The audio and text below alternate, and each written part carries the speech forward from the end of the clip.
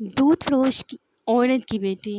ایک رات حضرت عمر بن خطاب رضی اللہ عنہ لوگوں کے حالات کا جائزہ لے رہے تھے اور ان کی خبر گیری میں مصروف تھے کہ آپ رضی اللہ عنہ کو تھکاوٹ محسوس ہوئی تو کسی گھر کی دیوار کے ساتھ ٹیک لگا لی۔ آپ رضی اللہ عنہ نے سنا کہ ایک عورت اپنی بیٹی سے کہہ رہی ہے کہ بیٹی جاؤ اٹھو اور دودھ میں پانی ملا دو۔ بیٹی نے کہا اماں کیا آپ کو معلوم نہیں کہ امیر المومنین حضرت عمر بن خطاب رضی اللہ عنہ نے اس سے منع کیا ہے۔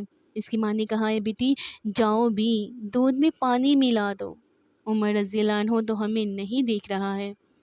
اس لڑکی نے جواب دیا کہ اماں اگر عمر رضی اللہ عنہ ہمیں نہیں دیکھ رہا تو عمر رضی اللہ عنہ کا رب تو ہمیں دیکھ رہا ہے نا۔ حضرت عمر رضی اللہ عنہ کو اس نیک لڑکی کی بات بہت پسند آئی۔ اپنے غلام اسلم کو جو اس وقت ان کے ہمراہ تھے فرمایا اے اسلم اس دروازے کی شناخت رکھنا اور یہ جگہ بھی یاد رکھنا۔ پھر وہ دونوں آگے چل دیے۔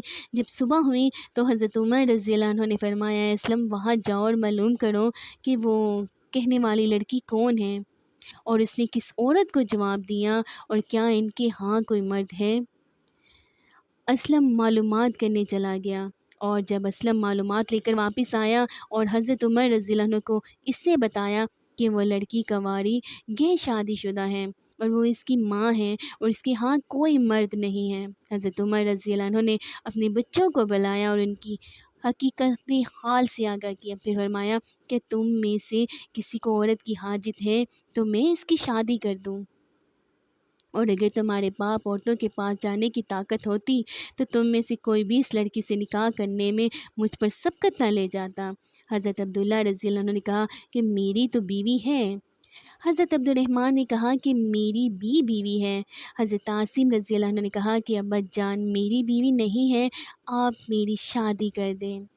چنانچہ حضرت عمر رضی اللہ عنہ نے اس لڑکی کو پیغام نکاح بھیجا اور اپنے بیٹے عاصم سے اس کی شادی کر دی۔ عاصم کے ہاں بیٹی پیدا ہوئی جو حضرت عمر بن عبدالعزیز رحمہ اللہ کی والدہ بنی۔